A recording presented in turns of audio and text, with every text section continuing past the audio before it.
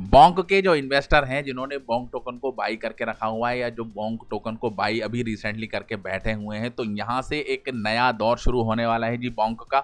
और यहाँ से प्रॉफिट जो होगा वो होगा जी सबको। यहाँ से नीचे जाने के चांस ऑलमोस्ट अभी आप देख सकते हैं खत्म हो गए। 1-2% चांस है कि यहाँ से नीचे गिर जाए, क्योंकि मार्केट के अंदर पॉजिटिव चीज़ें हुई हैं।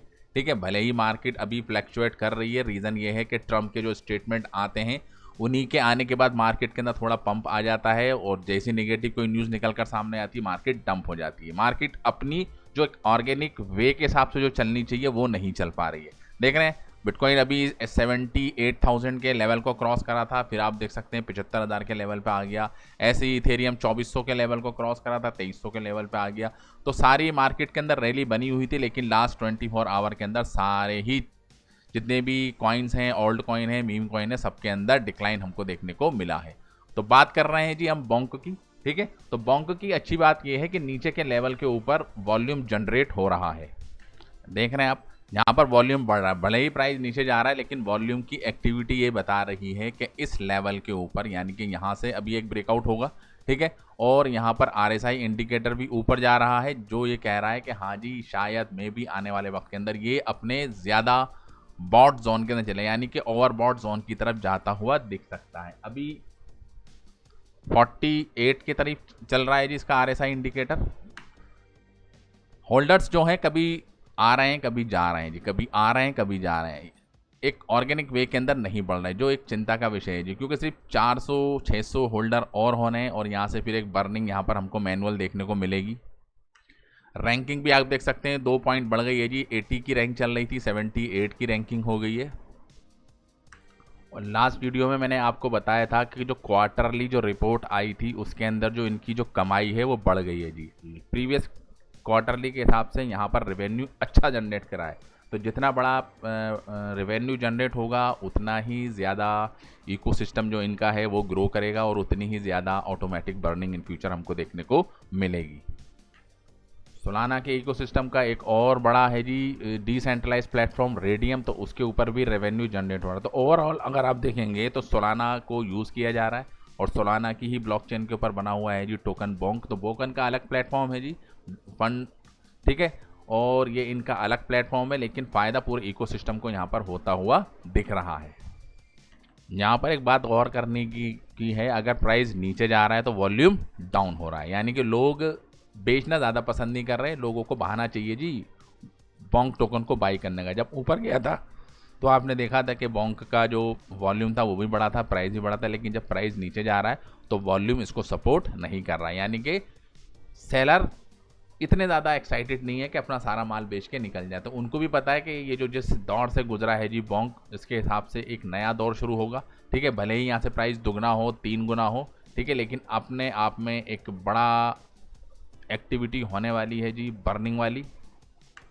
एक्सचेंज पे लिस्टिंग का दौर जारी है, बाइनेंस पे भी लिस्टेड है, कॉइनबेस के ऊपर लिस्टेड है, और रॉबिनहुड के ऊपर ही लिस्टेड है, यानी कि ऑलमोस्ट जो बड़े टियर 1 के एक्सचेंज है सबके ऊपर है जी लिस्टेड। मार्केट के अंदर जैसे ही तेज़ी हमको देखने को मिलेगी, ठीक है, जब सारी चीज़ें सॉर्ट आउट होती हुई दिखेंगी, क्योंकि अभी वॉर सिचुएशन बनी हुई है जी, कभी कुछ न्यूज़ निकल कर सामने आ रही है, कभी कुछ न्यूज़ निकल कर सामने आ रही है, तो सिचुएशन अभी पॉजिटिव नहीं है जी। ठीक है, 1-2 दिन सही रहता है, बाकी 3-4 दिन ख़राब रहता है। जब सही चीज़ें कूल्ड आउट हो जाएंगी, सोल्ड आउट हो जाएंगी, रिजॉल्व हो जाएंगी, ठीक है, डील साइन हो जाएगी, तो एक पॉजिटिव वे के अंदर बिटकॉइन का प्राइस भी ऊपर बढ़ेगा, इथेरियम का प्राइस भी ऊपर बढ़ेगा। ठीक है, नया पैसा मार्केट के अंदर आएगा, और नया पैसा जब प्रॉफिट बुकिंग होगी तो सीधा ओल्ड कॉइन के अंदर और मीम कॉइन के अंदर कुछ पोर्शन वहाँ पे ट्रांसफ़र होगा, और एक बड़ी रैली इन फ्यूचर हमको देखने को मिलेगी, क्योंकि ऑलरेडी सारे ही मीम कॉइन नीचे हैं। ठीक है, क्योंकि इसी फेज से गुजर रहे हैं। अब यहाँ पे सिर्फ बहाना चाहिए जी, एक बड़ा एक पॉजिटिव वे चाहिए, ठीक है, जिससे आप देखेंगे कि सीधा यहाँ पर जो फर्स्ट टारगेट यहाँ पर हिट कर सकता है जी, वो आपको रखनी है जी यहाँ पर नज़र। ठीक है, पॉइंट के बाद 4 0 और 13 की 3, यानी कि प्राइस ऑलमोस्ट डबल्ड हो सकता है जी यहाँ से बहुत जल्द आने वाले कुछ टाइम के अंदर। और क्लैरिटी बिल भी आने वाला है जी बहुत जल्द।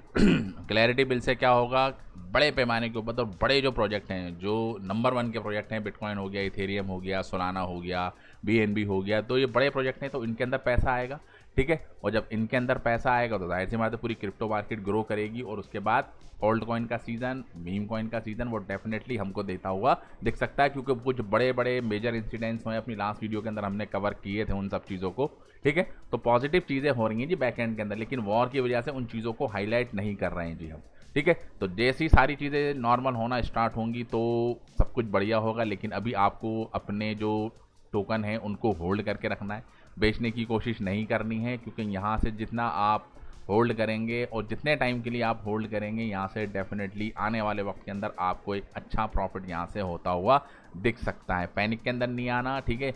नीचे प्राइस जा रहा है, कोई बात नहीं, दोबारा ऊपर आ जाएगा, लेकिन नीचे जाकर अगर आपने डर के मारे उसको बेच दिया तो यानी कि आपने अपने लॉस को बुक कर लिया। होल्ड करना है, क्योंकि छोटा मोटा प्रोजेक्ट नहीं है जी बॉन्ग टोकन का। बॉन्ग टोकन का जो प्रोजेक्ट है बड़ा प्रोजेक्ट है, यूटिलिटी बेस्ड प्रोजेक्ट, सिर्फ एक प्योर मीम कॉइन नहीं है, बहुत सारी चीज़ें आप देख सकते हैं यहाँ पर चल रही हैं, ठीक है। और बड़े पैमाने के ऊपर इनका इकोसिस्टम ग्रो कर रहा है, एक कमाई का जरिया है, रेवेन्यू जनरेट हो रहा है। अब कौन सा टोकन रेवेन्यू जनरेट करता है, ठीक है, यहाँ पर रेवेन्यू जनरेट होता है जी, ठीक है। उसके बारे में शेयर मिलियंस ऑफ डॉलर का रेवेन्यू जनरेट हो रहा है। बाकी शिबा के अंदर अगर आप देखें कोई रेवेन्यू जनरेट नहीं हो रहा, सब कुछ डेड पड़ा है जी, वहाँ पर टीम कोई रिस्पॉन्स देने को तैयार नहीं है। पेपे का कोई रेवेन्यू जनरेटिंग मॉडल है ही नहीं, वो प्योरली एक मीम टोकन है, ठीक है। ऐसे ही डॉज कॉइन का आप देख सकते हैं प्योरली एक मीम टोकन है, वो तो कम्युनिटी सपोर्ट करती है, लेकिन बॉन्क की स्पेशलिटी क्या है कि इसका अपना एक रेवेन्यू जनरेटिंग मॉडल है, जो एक अपने आप में है जी यूनिक, जिसकी वजह से प्राइस भी बढ़ता है, ठीक है, बर्निंग भी होती है, और हर गुजरते हुए दिन के साथ हर महीने कुछ ना कुछ टोकन सर्कुलेशन से बाहर हो जाते हैं। तो thank you very much for this video. जय हिंद।